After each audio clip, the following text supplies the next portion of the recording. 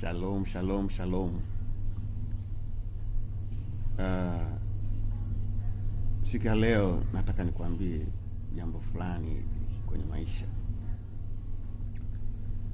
na jambo hili ukilifuatilia litakusaidia sana na itakuwa ni ukombozi mkubwa sana kwenye maisha yako. Kuna hili swala la kutokusamehe. Hili swala limekuwa ni tatizo kubwa sana kwa watu wengi, kiasi kwamba hata kuna wengine wamepatwa na magonjwa ya moyo, msongo wa mawazo, hata na wengine mpaka wamediriki kujiua kwa sababu ya kutokusamehe. Ukichunguza sana, watu wengi wanaojiua au wanaopata magonjwa ya moyo, mshtuko na nini, ni kwa sababu ya kutokusamehe. Ninasema haya kwa sababu mimi mwenyewe binafsi yameshanikuta hayo. Nimeshawahi kutendewa jambo moja la ajabu sana kwenye maisha yangu. Ambapo nilisema mimi kama mwanadamu kabisa, nilisema sitakaa nije nimsamehe huyo mtu. Lakini baadaye nikaja kugundua kwamba iniletea shida. Inakuletea shida ya pressure, msongo wa mawazo na vitu vingine tofauti. Nakumbuka mimi nimelelewa kwa upande wa mama. Sikulelewa kwenye upande wa baba. Nimelelewa kwenye upande wa mama mpaka nikawa mkubwa, mpaka nikaanza kufanya kazi kwenye mgodi wa maduli Shinyanga. Kaamua sasa ngoja niende nikamtafuta huyu mzee, kwa sababu nilikuwa yupo mkoa fulani katika Tanzania yetu. Nikaenda nikamtafuta yule mzee, akanikaribisha vizuri nyumbani na nini.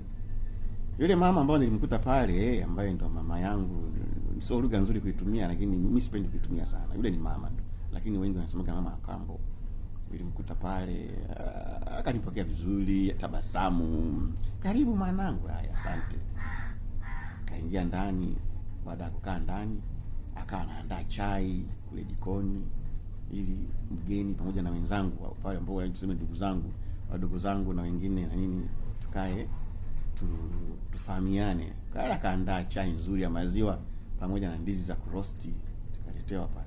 Lakini akati anaandaa ile chai, anataka kuja kutenga pale, moyoni mimi najisikia kabisa, naambiwa kabisa moyoni kwamba usinywe hiyo chai wala usile chochote hapo.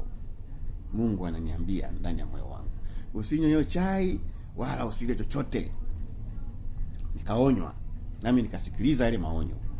Sasa wakati ametenga ile chai, ile mambo anaendelea kutenga kule na wengine na nini, mimi nikamwangalia usoni na yeye akaniangalia usoni. Nikachukua ile chai yangu nikabadilisha, nikampa kwenye chai ya kijana wake, kijana wake ambaye amemzaa yeye mwenyewe. Nikaweka pale cha yule kijana, nikaweka kwangu.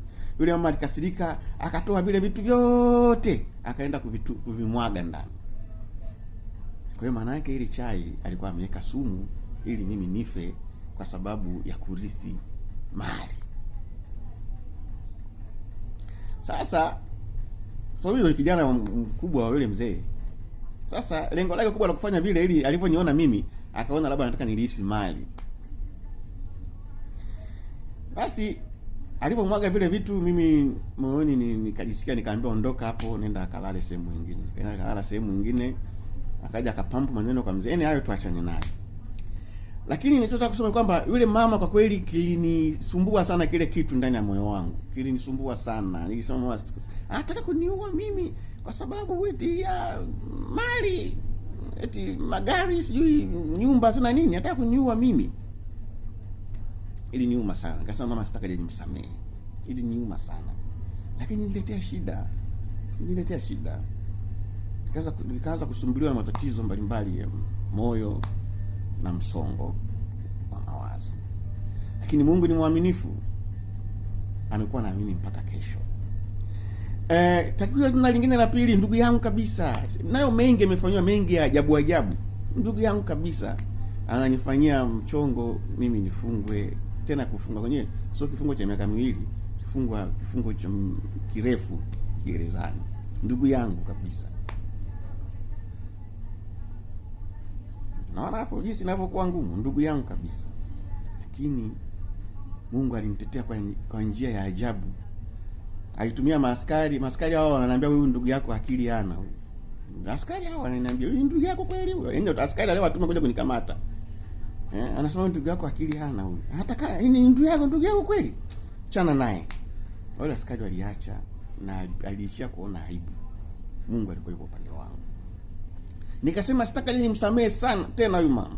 Sitakaje nimsamehe tena. Kwa sababu amenitenda ndani ya moyo wangu. Niliumia sana kwa sababu kizingatia kama ni ndugu. Lakini kuna siku nikawa nimekwenda kanisani, nikajisikia kwenda kanisani siku ya ibada ya Jumatano pale Amani Christian Center pale. Alikuwa anahubiri mchungaji mmoja hivi anaitwa Ignas Mpunga, alikuwa anahubiri. Yale mahubiri yanilenga mimi. Niliambiwa samehe. Tena alikuwa na kazi, yani ni Roho Mtakatifu kabisa. Samehe 7 mara 70. Hata kama ndugu yako amekufanyia kosa gani, samehe. Kwa sababu hata Yesu anatusamehe. Alikufa pale msalabani kwa ajili. Samehe, mwachie Mungu yeye ndo ashughulike nao. Kwa kweli nijisikia kutubu, nikasamehe, nikaachilia. Mpaka sasa hivi naendelea vizuri, sina shida yoyote. Haya nimeongea ni baadhi tu. Sina shida yoyote. Mtu anataka kuniua, ameaibika yeye, na mtu alikuwa anataka nifungwe, ameaibika yeye. Mungu amekuwa upande wangu. Mungu ameshinda, amenishindia. Sasa nataka kukuambia ndugu yangu, watu wengi dunia hii ya leo hata wataenda hata jehanamu, watamkosa Mungu kwa sababu ya kutokusamehe. Unaweza kuwa umeokoka vizuri, safi kabisa, lakini kutokusamehe tu kukufanya usimuone Mungu.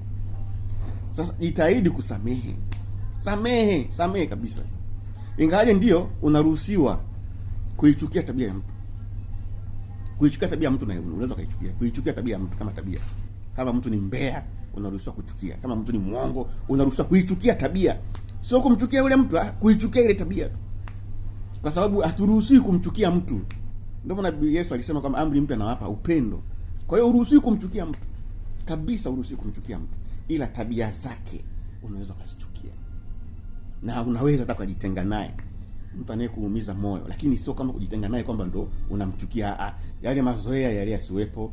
Ukutana naye unamsalimia vizuri, unampenda, lakini kuchangamana naye. Kuchangamana naye, usichangamane naye. Kwa sababu ni mtu anayeharibu, anayekuharibia siku, anayekuharibia. Jitahidi kumpenda tu, lakini siku hadi siku upendo na kusamehe ndivyo Mungu anavyotaka tuwe. Sasa ili uweze kuepuka magonjwa, maradhi na kukosa mbingu, basi wewe samehe. Ukisamehe zipo faida nyingi. Ukisamehe adui yako atajiona ni mjinga, mtesi wako atajiona ni mjinga. Ukisamehe inamuumiza adui yako. Ukisamehe unamtukuza Mungu kwenye maisha yako. Ukisamehe unakuwa ni mtu ambaye una afya, una uzima, una mafanikio na unatembea na Mungu ndani ya maisha yako. Watu wengi sasa hivi unakuta kuna siku moja nilikuwa najiuliza mbona watu wengi mnauza mkao mnaombea pepo masaa 4, masaa 12 alitoka. Pamoja na kwamba umeokoka, lakini pepo alitoka. Jichunguze. Wengi hii dhambi wanaipotezeaga sana hii ya kutokusamehe. Usiposamehe mtu utaombeaje pepo litoke? Litakuchezea tu na lenyewe.